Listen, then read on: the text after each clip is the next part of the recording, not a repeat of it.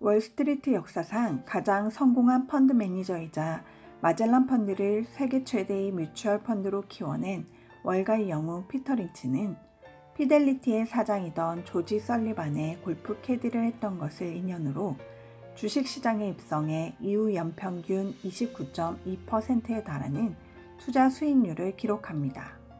그가 마젤란 펀드를 시작했던 1977년 펀드 운용 자산은 2천만 달러에 불과했으나 은퇴하던 1990년에는 140억 달러에 달했습니다. 10년이 넘는 기간 동안 시장 수익률을 능가했으며 실제로 13년간 주식으로 단 한 해도 손실을 본 적이 없는 것으로 월가의 신화를 썼습니다. 그는 발로 뛴 정보가 고급 정보이고 시간과 노력을 투자하지 않고서는 주식 투자에서 성공할 수 없다는 신념을 철저히 지킨 사람입니다. 가장 확실한 투자 정보는 기업을 방문해야 얻을 수 있다는 것이 그의 소신이었습니다. 전성기인 47세에 가족과 시간을 보내기 위해 돌연 은퇴를 선언하며 월가의 영웅으로 남게 됩니다. 전설로 떠나는 월가의 영웅 원업 온 월스트리트이라는 원제의 이 책은 1989년 출간되었지만 현재까지 많은 사람들이 찾고 있고 주식 투자를 직업으로 삼고 있는 펀드 매니저나 애널리스트들의 필독서라고 합니다. 이 책이 왜 이토록 사랑받고 있는지 함께 알아보도록 합시다. 상식의 위력. 뉴 잉글랜드 소방관에 대한 유명한 이야기가 있다. 1950년대 당시 소방관은 그 지역의 P&G사의 생리용품 공장인 탐브랜즈가 무서운 속도로 확장되는 모습을 두 눈으로 확인했다. 이 회사가 번창하는 것이 아니라면 그토록 빠르게 확장할 리가 없다고 생각한 그는 $2,000를 투자했다. 게다가 이후 매년 $2,000씩 5년 동안 계속 투자했다. 1972년이 되자 소방관은 백만장자가 되었다. 사람들은 전문가들이 증권 단말기를 통해서 입수하는 세련되고 수준 높은 소문에서 고급 투자 아이디어가 나온다고 추측하지만 나는 주로 소방관과 같은 방식으로 투자 아이디어를 얻는다. 나는 매년 수백 개 회사와 이야기하고 CEO, 재무 분석가, 펀드 업계 동료들과 골치 아픈 회의로 수많은 시간을 보내지만 당신과 마찬가지로 근무 시간이 아닐 때 대박 종목을 발굴한다. 칵테일 파티 이론. 경제 전문가가 경제를 예측하지 못하고 증시 예측가가 주식시장을 예측하지 못한다면 아마추어 투자자들은 도대체 어떻게 투자하라는 말인가? 당신은 이미 답을 알고 있다. 이제 내가 만든 시장 예측에 대한 칵테일 파티 이론을 설명하겠다. 이것은 몇 년에 걸쳐 내가 파티장 한가운데 놓인 테이블 옆에서 주변 사람들이 나누는 주식 이야기를 들으면서 개발한 이론이다. 상승 시장의 첫 단계에서는 아무도 시장이 다시 오른다고 기대하지 않는다. 사람들은 주식 이야기를 하지 않는다. 이들이 다가와 내 직업을 묻고 내가 주식형 펀드를 운영합니다 라고 대답하면 이들은 공손하게 인사한 다음 슬그머니 피해버린다. 그렇지 않다면 이들은 셀틱스의 농구 경기, 다가오는 선거, 날씨 등으로 재빨리 주제를 바꾼다. 곧 이들은 가까이 있는 치과 의사와 치태에 대해서 이야기를 나눈다. 10사람 모두 펀드 매니저와 주식을 논하는 대신 치과 의사와 치태에 대해 말하려 한다면 시장은 곧 상승할 것이다. 내 직업이 펀드 매니저라고 밝혔을 때 새로 인사한 사람이 내 주위에서 조금 더 꾸물거리다가 치과 의사에게 간다면 이때가 상승 시장의 두 번째 단계다. 칵테일 파티에서 사람들은 여전히 주식보다 치태 이야기를 더 많이 한다. 시장은 첫 단계보다 15% 상승했지만 관심을 기울이는 사람은 거의 없다. 첫 단계에서 시장이 30% 상승하면 세 번째 단계로 접어들면 파티에 모인 사람들이 치과 의사를 무시하고 저녁 내내 나를 둘러싼다. 주식에 열성적인 사람들이 잇따라 나를 구석으로 끌고 가서 어느 종목을 사야 하느냐고 묻는다. 치과 의사조차 어느 주식을 사야 하는지 내게 묻는다. 파티에 참가한 사람들 모두 이 종목 저 종목에 투자했으며 이들은 모두 지금까지 일어난 사건에 대해서 토론한다. 네 번째 단계에서도 사람들이 내 주위를 둘러싼다. 그러나 이번에는 이들이 내게 매수하라고 종목을 가르쳐 준다. 치과 의사조차 서너 가지 최신 정보를 갖고 있으며 며칠 뒤 그가 추천한 종목을 신문에서 찾아보니 모두 상승했다. 이웃들이 내게 종목을 가르쳐주고 내가 이들의 조언을 듣지 않았다고 후회한다면 이것은 시장이 정점에 도달해서 곧 추락한다는 확실한 신호다. 이 이론을 믿고 말고는 당신 마음이다. 하지만 나는 칵테일 파티 이론을 놓고 내기할 생각은 없다. 시장 예측을 믿지 않기 때문이다. 나는 훌륭한 기업의 주식, 특히 과소평가되었거나 소외된 주식을 사야 한다고 믿는 사람이다. 심루타 종목을 찾아라. 심루타 종목을 찾아보기에 가장 좋은 장소는 집 근처다. 집 근처에 없으면 쇼핑몰을 살펴보고 특히 당신이 근무하는 직장 주변을 뒤져보라.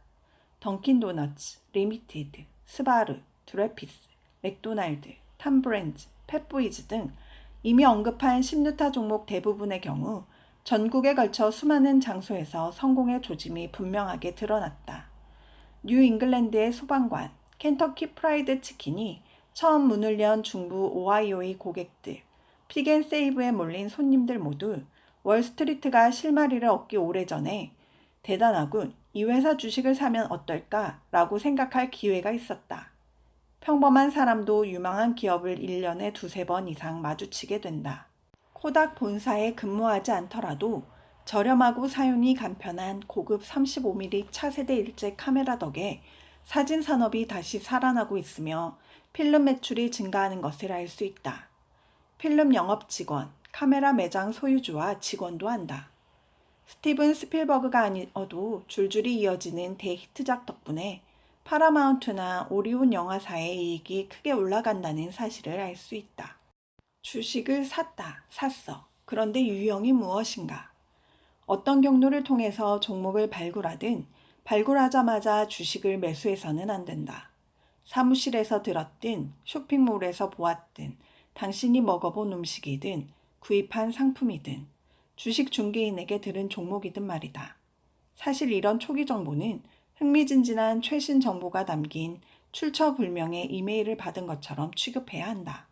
그래야만 당신이 좋아하는 무엇을 발견했다고 덜컥 주식을 사버리는 불상사를 막을 수 있다. 이야기를 확인하는 일은 절대 어렵지 않다. 기껏해야 두어 시간 걸릴 뿐이다. 내가 설명하는 방식으로 조사를 하지 않고도 주식에서 돈을 버는 사람이 일부 있을 수 있다. 그러나 왜 쓸데없이 위험을 떠안으려 하는가? 조사 없이 하는 투자는 패를 보지 않고 버리는 포커와 같다. 어떤 이유에서인지 주식을 분석하는 일이 매우 난해하고 기술적인 작업처럼 되어버렸다. 조심스러운 정상인들조차 평생 모은 돈을 일시적인 기분에 따라 투자하곤 한다. 런던행 항공권을 한 푼이라도 싸게 사려고 주말을 바친 바로 부부가 회사를 조사하는데 단 5분도 쓰지 않고 KLM 주식 500주를 매수한다. 하운드 투스 부부는 스스로 현명한 소비자라고 생각하면서 베개에 달린 꼬리표까지 샅샅이 훑어본다. 이들은 물건을 가장 싸게 사려고 세탁 비누의 무게와 가격도 비교하고 심지어 전구 경쟁 제품의 루멘당 와트까지 비교한다. 그러나 이들이 절약하는 금액은 하운드 투스가 주식 투자에서 입는 손실에 비하면 세 발의 피다. 사람들은 주식을 사기 전 식료품을 사는 만큼만 종목 선정에 노력을 들이면 된다. 이미 주식을 보유하고 있어도 이러한 과정을 거치는 편이 유용하다. 조사를 하다 보면 일부 종목은 우리의 기대를 저버린다. 바로 이런 이유 때문에 주식은 물론 각 주식의 실적도 가지각색인 것이다. 주식을 조사할 때 우리는 첫 단계에 확인할 사항이 있다. 1. 이익이 얼마나 되는가? 특정 제품이 잘 팔리는 것을 보고 그 회사 주식 매입을 고려한다면 우선 그 제품이 성공할 경우 회사 이익이 얼마나 증가할 것인지 확인해 보아야 한다.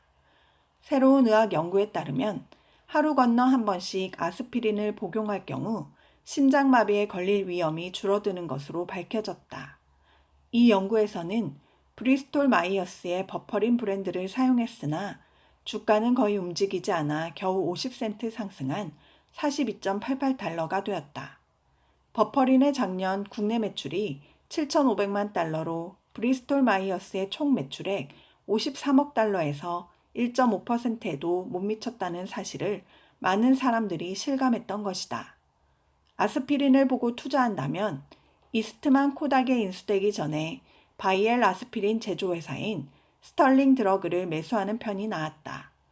스털링의 아스피린 매출은 총 매출액의 6.5%였지만 회사 총이익에서 거의 15%를 차지했다. 아스피린은 스털링에서 가장 수익성이 높은 제품이었다. 2. 대기업은 움직임이 둔하다. 기업의 규모는 투자 수익률과 밀접한 관계가 있다. 당신이 흥미를 느끼는 회사는 규모가 얼마나 되는가? 특정 제품을 제외하면 대기업 주식은 크게 오를 일이 없다. 시장에 따라서는 대형주도 높은 수익을 내지만 가장 높은 수익은 소형주에서 나온다. 코카콜라와 같은 대형주를 매수한다면 2년 안에 4배의 수익을 기대해서는 안 된다. 코카콜라를 좋은 가격에 매수한다면 6년 동안 3배의 수익을 기대할 수는 있지만 2년 안에 대박을 터뜨리지는 못할 것이다. 그렇다고 프록터 앤드 갬블이나 코카콜라에 어떤 문제가 있다는 뜻은 아니다. 최근 두 회사 모두 훌륭한 실적을 내고 있다. 단지 이들은 대기업이므로 잘못된 희망을 안거나 비현실적인 기대를 해서는 안 된다는 말이다. 제너럴 일렉트릭이 가까운 장래에 2배나 3배가 되는 일은 수학적으로 불가능하다. GE는 이미 워낙 커져서 미국 GNP의 거의 1%를 차지한다. 우리가 1달러를 지출할 때마다 GE는 거의 1센트를 벌어들인다. 한번 생각해보라. 미국 소비자들이 매년 수조 달러를 지출하는데 1달러 중 1센트를 GE가 제공하는 제품이나 서비스에 지불한다는 뜻이다. 이 회사는 모든 일을 제대로 하고 있다. 합리적으로 기업을 인수했고 비용을 절감했으며 성공적으로 신제품을 개발했다. 또한 무능한 자회사를 처분했으며 하니웰에 매각함으로써 골칫거리 컴퓨터 사업에서 빠져나왔다. 그런데도 이 주식은 도무지 오를 줄을 모른다. 이것은 GE의 잘못이 아니다. 회사가 워낙 거대하기 때문에 주식이 굼뜰 수밖에 없다. 다른 조건이 동일하다면 소형주에 투자해야 유리하다. 3. 6가지 유형. 나는 일단 특정 업종에서 다른 기업과 비교해서 기업의 규모를 구분한 다음 이 기업을 6가지 일반 유형으로 분류한다. 그것은 저성장주, 대형 우량주, 고성장주, 경기순환주, 자산주, 회생주다. 나라에도 성장률이 있고 산업에도 성장률이 있는 것처럼 개별 기업에도 성장률이 있다. 실체가 무엇이든 성장이란 지난해보다 올해에 더 많이 해낸다는 뜻이다.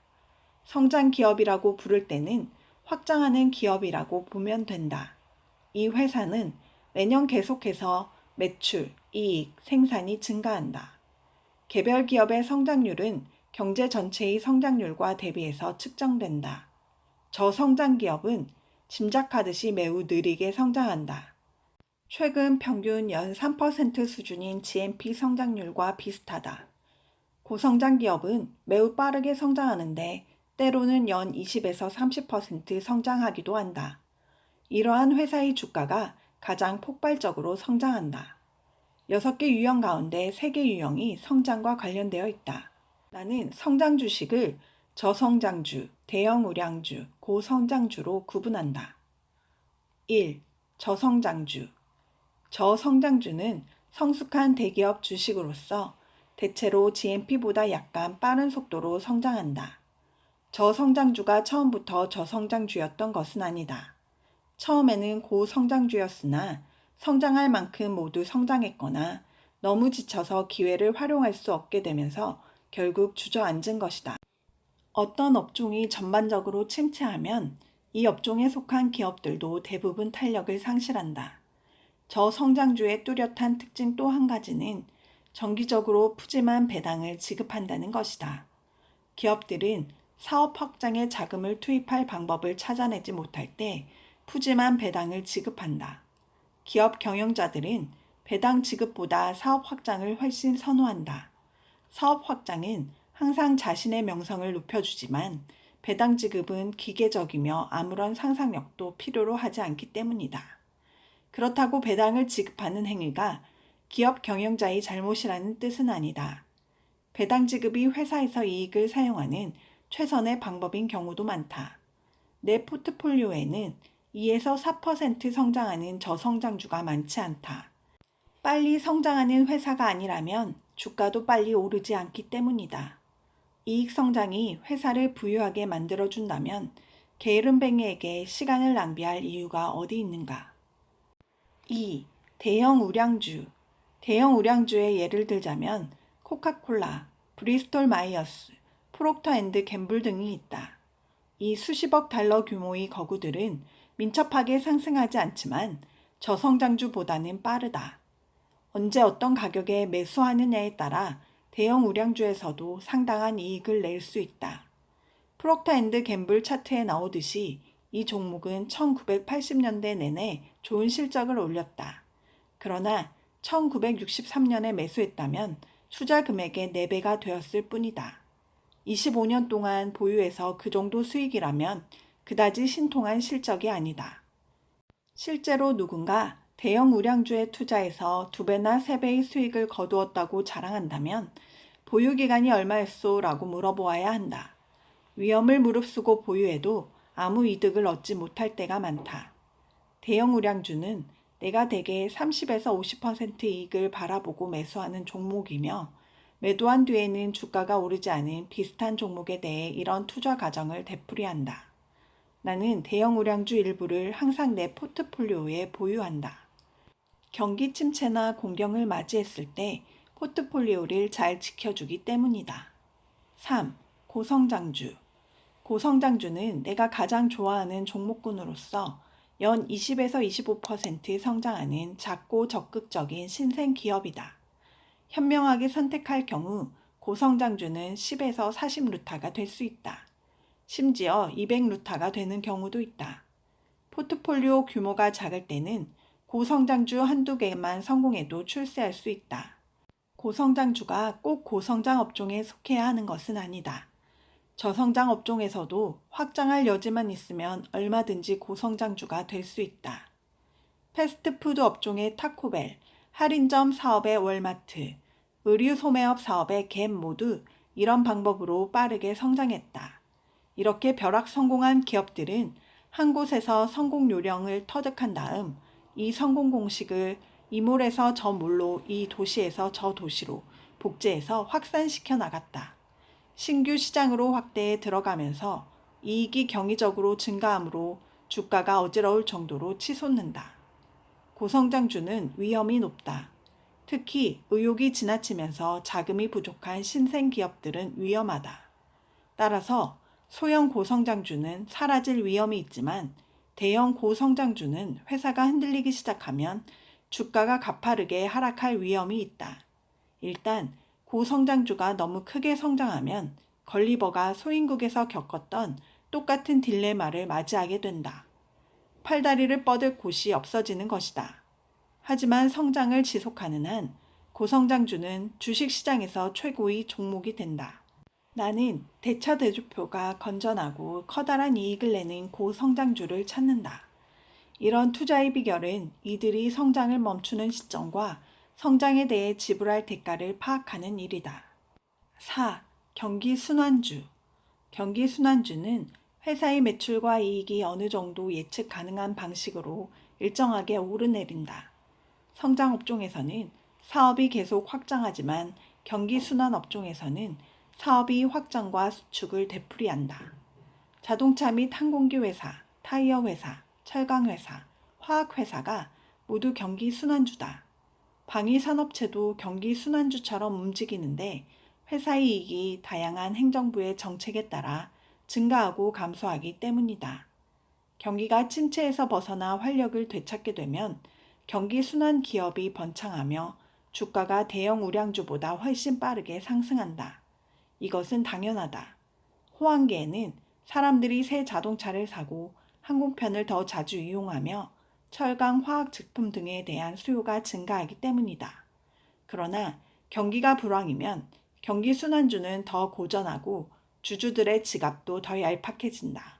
순환 주기의 잘못된 시점에 경기 순환주에 투자할 경우 투자액의 절반 이상을 순식간에 날릴 수도 있으며 주가가 다시 상승하려면 몇 년이 걸릴 수도 있다. 경솔한 투자자들이 안전하다고 생각하여 매수했다가 손쉽게 돈을 날리게 되는 대표적인 주식 유형이다. 경기 순환주에 투자할 때는 시점 선택이 중요하다. 그렇기 때문에 우리는 경기 하강이나 상승을 알려주는 초기 신호를 감지할 수 있어야만 한다. 당신이 철강, 알루미늄, 항공, 자동차 등 관련 업종에 종사한다면 강점을 보유한 셈이다. 이 강점은 바로 이런 유형의 투자에 가장 중요하다. 5. 회생주. 회생주가 될 만한 후보 기업은 망가지고 짓눌려 파산법 11장에 따라 간신히 연명하는 기업들이다. 이들은 주기적으로 반등하는 경기 순환주가 아닌 크라이슬러처럼 망할 수 있는 기업이다. 실제로 크라이슬러도 한때 경기 순환주였지만 순환 주기에 너무 심하게 하락했기 때문에 사람들은 회사가 절대 회복하지 못한다고 생각했다. 경영이 부실한 경기 순환주는 크라이슬러나 조금 나은 경우 포드가 겪었던 극심한 고통을 언제든지 겪을 수 있는 기업들이다. 이렇게 골치 아픈 투자이지만 때때로 큼직한 성공을 거두는 것으로도 회생주 투자는 짜릿한 기쁨을 안겨주며 전체적으로 그 보상도 아주 푸짐하다. 회생주에도 여러 종류가 있다. 크라이슬러나 로키드처럼 구제 금융을 요청하는 회생주가 있는데 이런 회사는 정보의 대출 보증에 만사가 걸려있다. 컨솔로데이티드 에디스처럼 어느 누구도 생각하기 힘들었던 회생주도 있다. 10달러였던 주가가 1974년에는 3달러까지 떨어졌으니 공익기업에 투자해서 이런 거금을 이르리라고 누가 상상이나 했겠는가. 그리고 3달러로 내려간 주가가 1987년에는 52달러까지 반등했으니 이런 거금을 벌 수 있다고 누가 상상이나 했겠는가. 스리마일 아일랜드처럼 예상 가능한 모든 문제를 끌어안은 회생주도 있다. 사람들은 이 회사의 사소한 비극을 실제보다 과장해서 받아들였으므로 사소한 비극 속에 커다란 기회가 들어있었다. 나는 스리마일 아일랜드의 모회사 제너럴 퍼블릭 유틸리티에 투자해서 큰 돈을 벌었다. 누구든지 벌 수 있었다. 단지 인내심을 발휘하고 계속 뉴스를 추적하며 냉정하게 뉴스를 읽는 것으로 충분했다. 토이저러스처럼 파산 기업 안에 완벽한 기업이 들어있는 회생 기업도 있다. 토이저러스는 신통치 않은 모기업 인터스테이트 백화점으로부터 분사되자 57루타 종목이 되었다. 펜센트럴처럼 구조조정을 통해 주주 가치를 극대화하는 회생 기업도 있다. 6. 자산주. 자산주란 월스트리트 사람들은 모르지만 당신은 알고 있는 값어치 있는 자산을 보유한 기업을 말한다. 수많은 분석가들과 기업 사냥꾼들이 기웃거리며 돌아다니는데 월스트리트가 파악하지 못한 자산 따위가 있을성 쉽지가 않다. 그러나 장담하는데 그런 자산은 분명히 있다. 자산주는 현장에 대한 강점이 가장 큰 힘을 발휘할 수 있는 주식이다. 자산은 현금 무더기처럼 아주 단순할 수도 있다. 때로는 부동산이 되기도 한다. 나는 페블비치가 대단한 자산주라고 앞에서 이미 언급했다. 이유는 이렇다. 1976년 말 주가가 14.50달러였는데 발행 주식수 170만 주를 감안하면 회사 전체의 가치가 겨우 2,500만 달러였다. 3년도 지나지 않아 1979년 5월 21세기 폭스가 7,200만 달러, 즉 주당 42.50달러의 페블비치를 인수했다. 게다가 회사를 인수한 다음 날 21세기 폭스는 페블비치의 부속 자산 중 하나였던 자갈 채취장을 3천만 달러에 팔았다. 다시 말해서 자갈 채취장 하나의 가치만 해도 1976년에 투자자들이 회사 전체를 매수할 때 지불할 가치보다 높았다. 당시에 페블비치를 통째로 매수했다면 투자자들은 모든 인접 토지, 델몬트 숲과 몬테레이 반도의 토지 1,100만 제곱미터, 300년 묵은 나무들, 호텔, 골프장 2개를 거저 얻을 수 있었다. 페블비치는 장외 거래 종목이었지만 뉴홀랜드 앤드 파밍은 뉴욕 증권거래소 상장 종목이었으므로 20배 넘게 상승하는 모습을 분명히 볼 수 있었다. 이 회사는 주목할 만한 자산 두 가지를 가지고 있었다. 샌프란시스코만 지역에 있는 카우웰 농장과 로스앤젤레스 시내에서 북쪽으로 50km 지점에 있는 훨씬 크고 값진 뉴홀 농장이었다. 뉴홀 농장은 놀이공원과 대규모 사무실 단지가 완비되어 있으며 대규모 쇼핑몰이 개발되고 있는 종합 개발 지역이었다. 캘리포니아 통근자 수십만 명이 매일 뉴홀 농장 곁을 지나간다. 다양한 뉴홀 거래에 관련된 보험 사정인, 주택대출은행 직원, 부동산 중개인들은 뉴홀이 막대한 부동산을 보유했고 캘리포니아 부동산 가격이 전반적으로 상승한 사실을 틀림없이 알고 있었다. 뉴홀 농장 인근에 집을 가진 수많은 사람들은 월스트리트 분석가들보다도 몇 년 앞서서 부동산 가격 급등을 목격했다. 이들 가운데 1970년대 초에 20루타가 되고 1980년부터 4루타가 된 이 주식을 조사해 보겠다고 생각한 사람이 얼마나 되겠는가. 내가 캘리포니아에 살았다면 나는 이 기회를 절대로 놓치지 않았을 것이다. 적어도 기회를 놓치지 않았으리라 희망한다. 디지털과 월마트를 구분하라. 검토 중인 주식이 어느 유형에 해당하는지 알 수 없다면 주식 중개인에게 물어보라. 주식 중개인이 먼저 그 주식을 추천했다면 당신은 반드시 물어보아야 한다. 그래야 당신이 찾는 주식인지 알 수 있기 때문이다. 당신은 저성장주, 고성장주, 대형 우량주, 회생주, 경기 순환주 가운데 무엇을 원하는가? 2배가 되었을 때 팔아라. 2년 뒤 매도하라. 10% 하락하면 손절매하라. 이와 같은 일반적인 격언에 따라 전략을 세운다면 이는 절대적으로 어리석은 짓이다.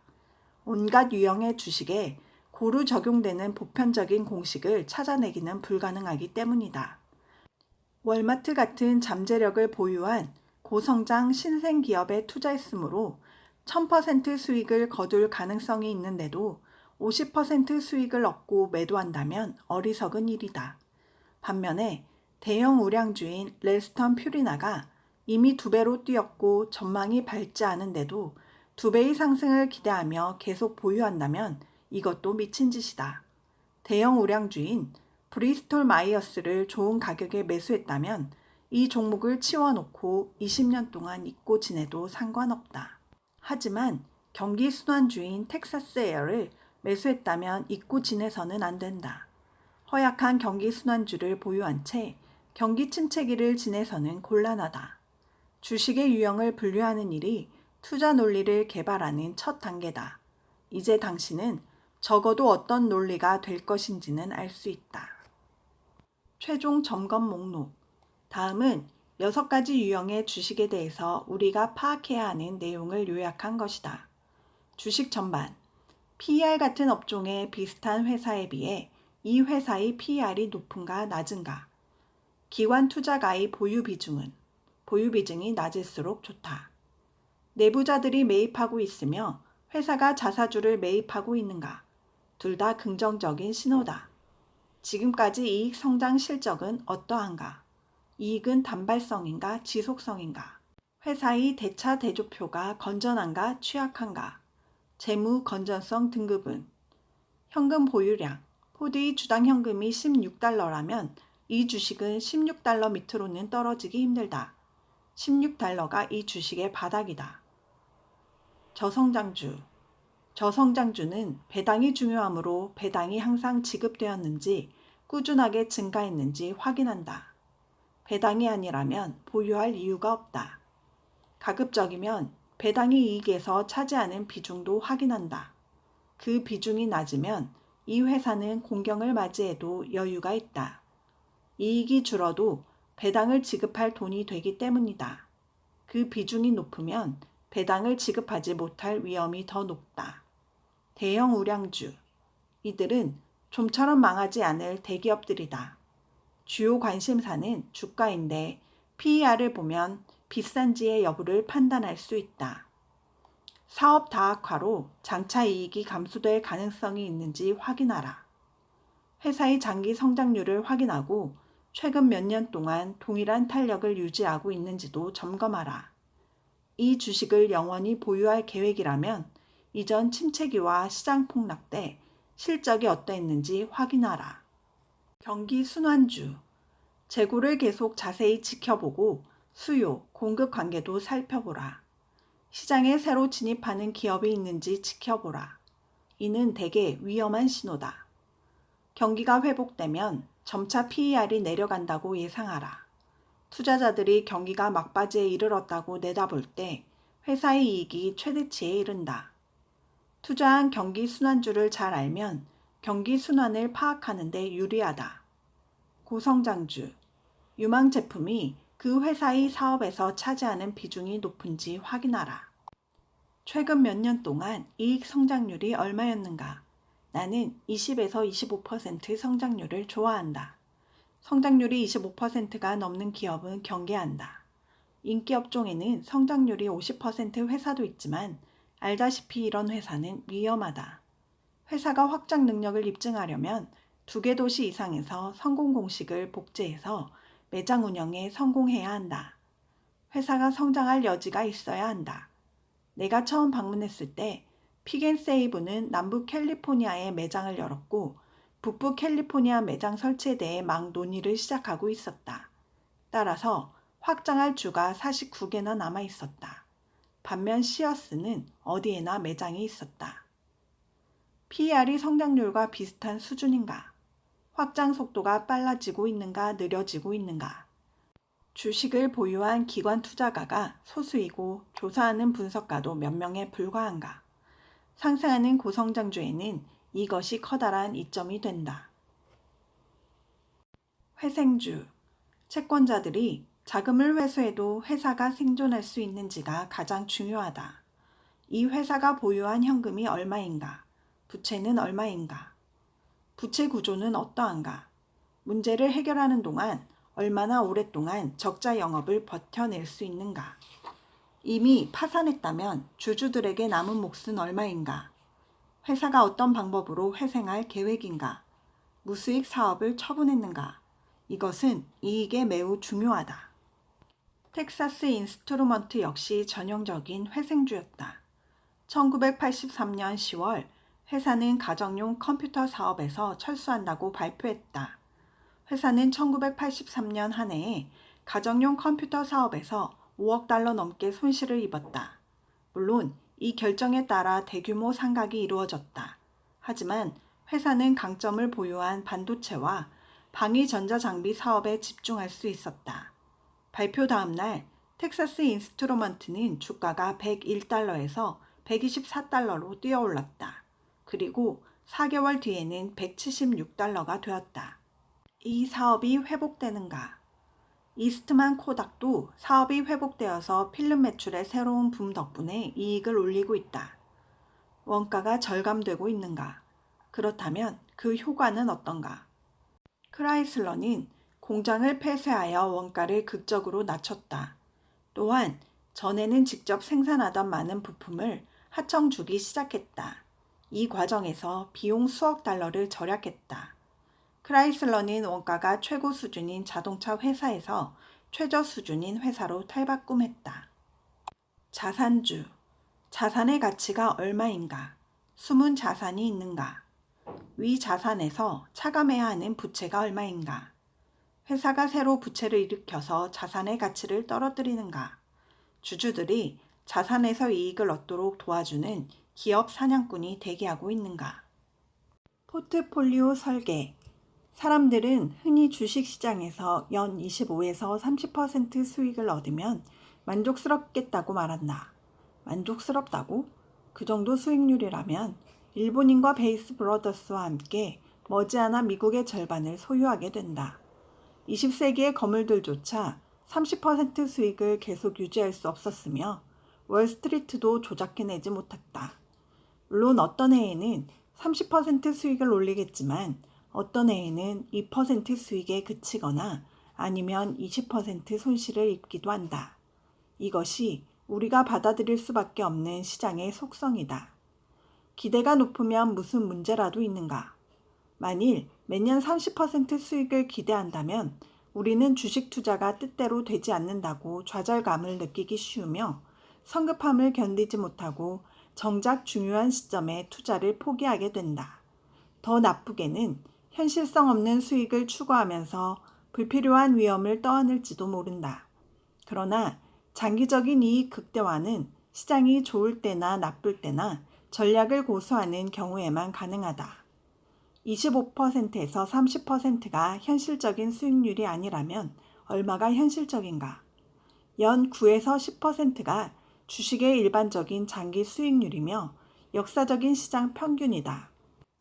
S&P 500 지수의 500개 종목을 보유하는 판매 수수료가 없는 노로드 펀드는 시장 평균 수익을 자동으로 복제하므로 여기에 투자하면 장기적으로 연 10% 수익을 올릴 수 있다. 자신이 투자한 펀드가 3년에서 5년 후에도 S&P 500 수준의 실적만 올렸다면 S&P 500을 사거나 실적이 더 나은 주식형 펀드를 찾아보라. 개별 종목 선택에 들어간 시간과 노력에 대해서 마땅히 추가 수익이 있어야 한다. 이렇게 편리한 온갖 대안들을 감안할 때 직접 종목을 선택한 보람이 있으려면 복리로 연 12에서 15% 수익을 올려야 한다. 여기에는 모든 비용과 수수료가 차감되고 배당과 무상주 등 수익이 모두 포함되어야 한다. 주식을 계속 보유하는 사람은 자주 거래하는 사람보다 실적이 훨씬 높게 나온다. 소액 투자자는 거래에 비용이 많이 들기 때문이다. 이런 모든 함정에도 불구하고 10년 동안 시장 수익률이 10%인데 어떤 개인 투자자가 15% 수익을 올린다면 그는 뛰어난 실적을 올린 것이다. 적절한 종목 수는 몇 개인가? 12에서 15% 수익을 올리려면 포트폴리오를 어떻게 설계해야 하는가? 주식을 몇 종목 보유해야 하는가? 내 생각으로는 당신에게 강점이 있고 모든 조사 기준을 충족시키는 흥미로운 전망을 발견했다면 해당되는 종목을 모두 보유하는 것이 최선이다. 한 종목이 될 수도 있고 12종목이 될 수도 있다. 단지 분산 투자를 위해서 알지도 못하는 회사에 나누어 투자해봐야 아무 소용이 없다.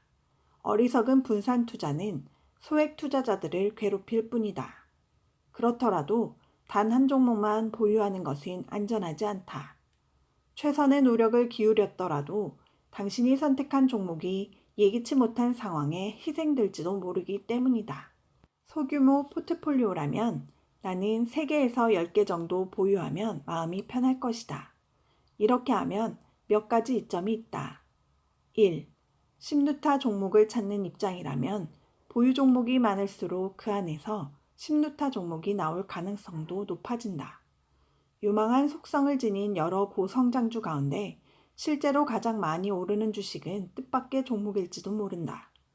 뜻밖의 호재가 어느 종목에서 터질지 예측할 방법이 없다.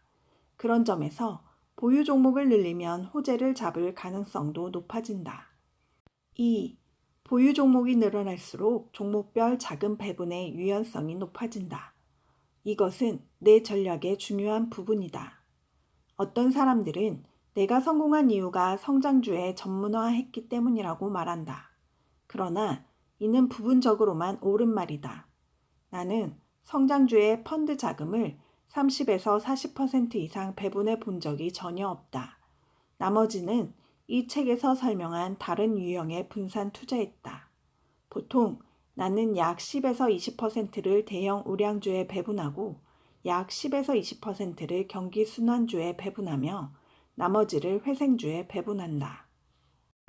잡초에 물을 주는 격. 나는 끊임없이 주식과 스토리를 점검하면서 상황 변화에 따라 포트폴리오에 종목을 추가하거나 제외한다. 그러나 펀드 환매에 대비하는 현금 보유량 외에는 주식을 팔아 현금으로 보유하지 않는다. 현금화란 시장에서 빠져나간다는 뜻이다. 나는 기본 상황에 따라 종목을 교체하면서 시장에 영원히 머물 생각이다. 어떤 사람들은 기계적으로 오르는 주식을 팔고 내리는 주식을 보유한다. 이것은 꽃을 뽑고 잡초에 물을 주는 것처럼 분별 없는 행동이다. 또 어떤 사람은 기계적으로 내리는 주식을 팔고 오르는 주식을 보유하는데 이건 역시 크게 나을 바 없다. 두 전략 모두 실패한다. 이들은 주가의 현재 움직임이 회사의 기본 가치를 가리킨다는 착각에 사로잡혀 있기 때문이다. 앞에서도 보았지만 현재의 주가는 회사의 전망을 전혀 알려주지 못할 뿐 아니라 종종 회사의 기본과 반대 방향으로 움직이기도 한다. 더 나은 전략은 회사의 스토리에 대비한 주가 움직임에 따라 주식을 매입하거나 매도하는 방법이다. 예를 들면 대형 우량주가 내가 기대한 최대 수익률인 40% 상승했는데 이 회사에 특별한 일이 발생하지 않아서 앞으로 기대할 재료가 없다는 생각이 든다면 나는 이 주식을 팔고 대신 아직 오르지 않은 매력적인 대형 우량주를 매입한다. 이런 상황에서 주식을 모두 팔기 싫으면 일부만 팔아도 된다. 고성장주의 경우 이익이 계속 증가하고 확장이 이어지며 장애가 나타나지 않는 한 나는 계속 보유한다. 몇 달 간격으로 마치 처음 듣는 사람인 것처럼 회사의 스토리를 점검한다.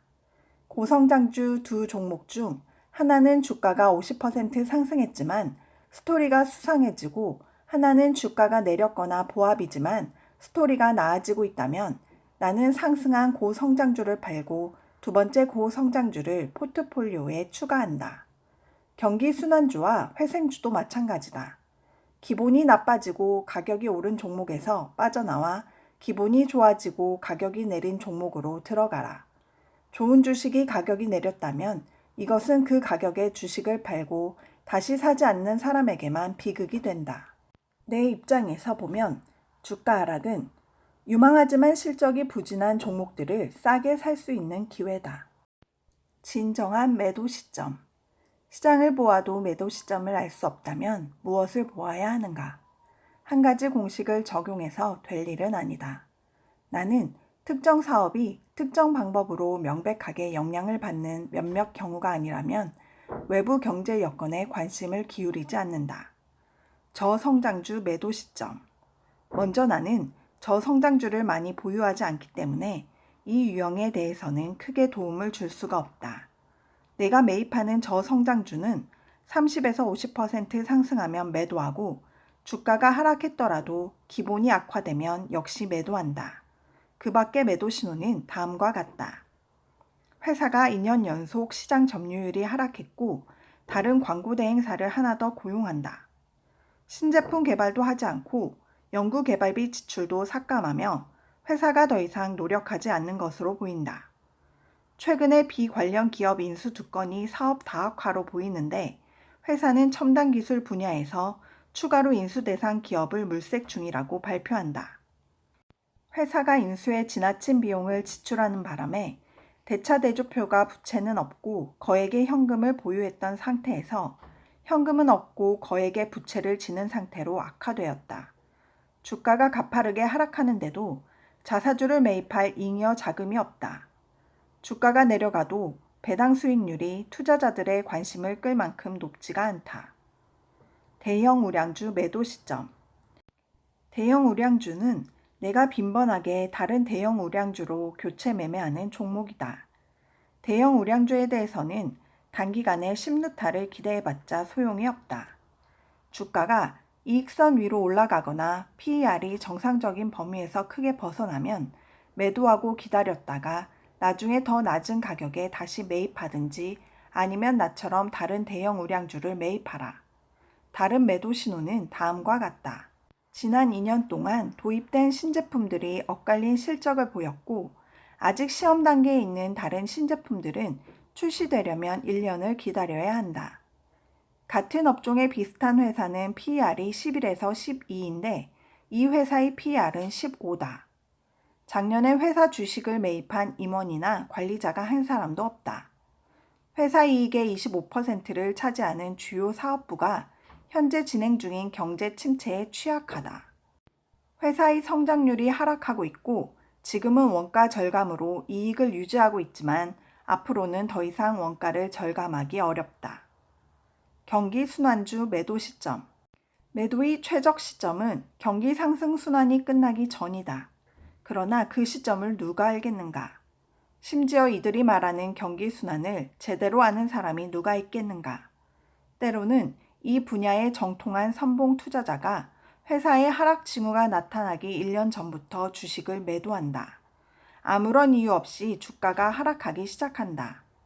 경기순환주로 투자에 성공하려면 우리는 이상한 규칙을 이해해야 한다. 그래서 경기순환주는 아주 까다롭다. 주가가 경기순환주처럼 움직이는 방위 사업에서 제너럴 다이내믹스는 이익이 증가하는데도 주가가 50% 하락한 적이 있다. 경기순환을 멀리 내다보는 투자자가 사람들이 매도 행렬에 몰려들기 전에 일찌감치 팔아버렸기 때문이다. 경기순환의 끝 시점이 아니라면 매도의 최적 시점은 실제로 어떤 일이 잘못되기 시작했을 때다. 원가가 상승하기 시작했다. 기존 공장이 전면 가동되고 있는데 회사는 용량 증설에 돈을 쓰기 시작한다.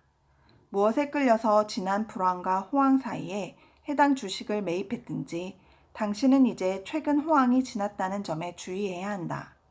한 가지 분명한 매도 신호는 회사가 쌓여가는 재고를 처분하지 못하는 것이다. 이는 장래에 가격이 하락하고 이익이 줄어들기 때문이다. 나는 항상 재고 증가에 관심을 쏟는다. 주차장에 주괴가 가득하다면 이는 분명히 경기순환주를 매도할 시점이다. 사실은 조금 늦었을지도 모른다. 상품 가격 하락 역시 매도 시점의 전조다. 대개 석유와 철강 등의 가격은 이익의 문제가 드러나기 몇 달 전에 하락한다.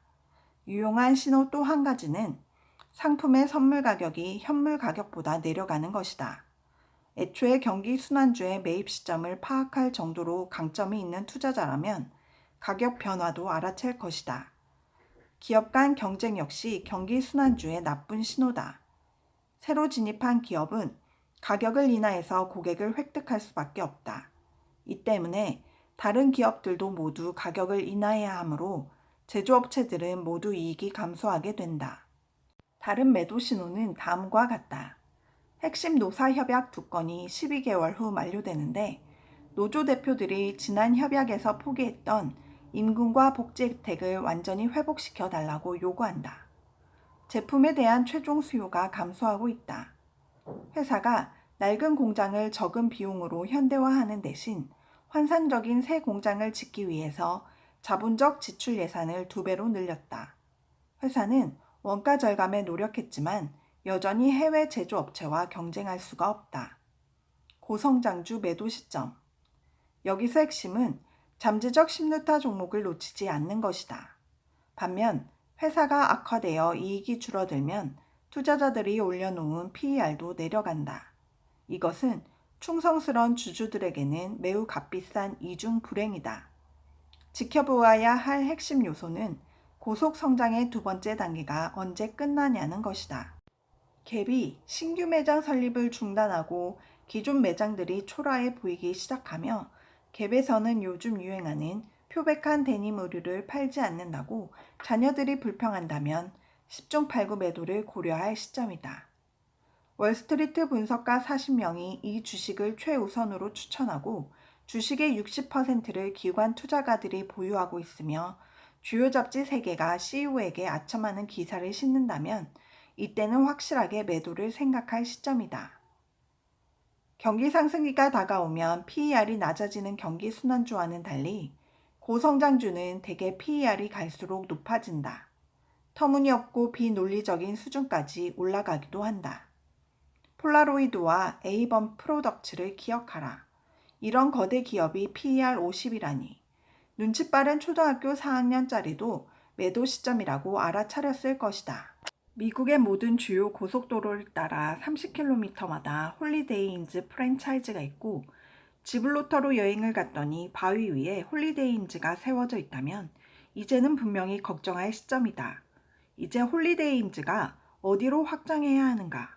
화성으로? 다른 매도 신호는 다음과 같다. 지난 분기 동일 점포 매출이 3% 감소했다. 신규 매장의 실적이 실망스럽다. 고위 임원 2사람과 핵심 직원 여럿이 경쟁 회사로 옮겨간다. 회사가 최근 2주 동안 12개 도시에서 기관 투자가들에게 과장된 스토리를 내세우면서 겉만 번드르르한 쇼를 하고 돌아왔다. 다음 2년의 이익 성장률에 대해 가장 낙관적인 예측조차 15에서 20%인데도 주식이 PER 30에 거래되고 있다. 회생주의 매도 시점. 회생주 매도의 최적 시점은 회사가 회생한 다음이다. 문제가 모두 해결되었다는 것을 사람들이 모두 알게 되었다. 회사는 고성장주든 경기순환주든 과거 와해되기 이전의 모습을 되찾았다. 주주들은 다시 주식을 보유해도 거북해하지 않는다. 회생주가 회생에 성공했다면 우리는 이 주식을 다시 분류해야 한다. 크라이슬러는 주당 2달러, 5달러, 10달러에서도 회생주였지만 1987년 중반 48달러에서는 이제 회생주가 아니었다. 이 시점이 되자 부채도 상환하고 문제도 해결되어서 크라이슬러는 다시 건실한 경기순환 자동차 회사로 돌아왔다. 주식이 더 상승할 수 있겠지만 10배로 뛰기는 힘들다. 이제는 제너럴 모터스, 포드, 다른 번창하는 기업들을 평가하는 똑같은 방식으로 크라이슬러를 평가해야 한다. 당신이 크라이슬러 자동차를 좋아한다면 크라이슬러 주식을 계속 보유하라. 사업부가 모두 잘 돌아가고 있고 아메리칸 모터스 인수로 단기 문제가 추가되긴 했지만 장기 전망도 좋아졌다. 그러나 당신의 전문 분야가 회생주라면 크라이슬러를 매도하고 다른 회생주를 찾아보라. 다른 매도 신호는 다음과 같다. 5분기 연속으로 감소했던 부채가 지난 분기 보고서에 2,500만 달러 증가로 나왔다. 재고가 매출보다 2배 빠른 속도로 증가하고 있다. 이익 전망에 비해 PER이 부풀려졌다. 회사의 핵심 사업부에서 제품의 50%를 단일 고객 기업에 판매하고 있는데 이 고객 기업의 매출이 감소하고 있다. 자산주 매도 시점. 최근 가장 좋은 방법은 기업 사냥꾼을 기다리는 것이다. 회사에 정말로 숨은 자산이 있다면 폴 스타인버그, 하프츠, 라이히만스 등이 찾아낼 것이다.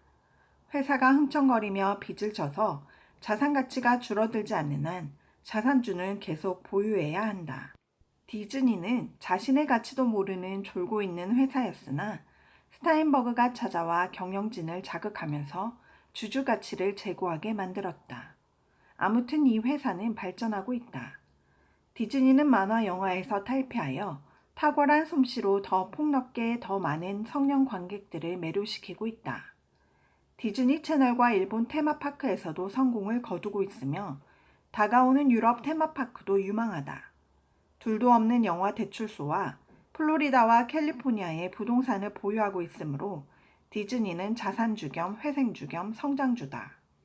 이제는 숨은 자산이 발견되기를 기대하면서 자녀들이 자녀를 낳을 때까지 기다리지 않아도 된다. 전에는 숨은 자산주를 평생 보유해도 주식이 한 푼도 오르지 않는 경우가 있었다. 하지만 요즘은 저평가된 자산을 샅샅이 찾아 돌아다니는 돈 많은 거물들 덕분에 주주 가치가 훨씬 빨리 올라간다. 주위에 기업 사냥꾼들이 많아서 아마추어들은 좋은 자산주를 찾기가 더 힘들다. 그러나 매도 시점을 찾는 일은 식은 죽 먹기다. 기업 사냥꾼들이 나타나 인수전쟁 또는 차입 인수가 일어나 주가가 2배, 3배, 4배로 올라갈 것이다. 다른 매도 신호는 다음과 같다. 주식이 실제 시장 가치보다 10% 할인되어 거래되는데도 경영진은 사업 다각화 자금을 조달하기 위해 주식을 10% 발행한다고 발표한다. 2천만 달러에 팔린다고 기대했던 사업부가 실제로는 1,200만 달러에 팔린다. 법인 세율이 인하되어 회사의 2월 결손금 가치가 크게 하락한다. 5년 전 25%였던 기관 투자가 보유 비중이 지금은 60%로 높아졌다. 지금까지 전설로 떠나는 월가의 영웅을 함께 알아봤는데요. 역시 대가가 쓴 책답게 어느 것 하나 버릴 게 없었습니다. 책이 쓰여진 지 오래되어 예시로 나온 기업의 현재 가치는 과거와 많이 달라졌지만 종목을 발굴하고 기업을 바라보는 관점은 과거와 현재가 크게 다르지 않은 것 같습니다. 이번 영상에서는 책의 일부 내용만 알려드렸지만 꼭 책을 읽어보시기 바랍니다.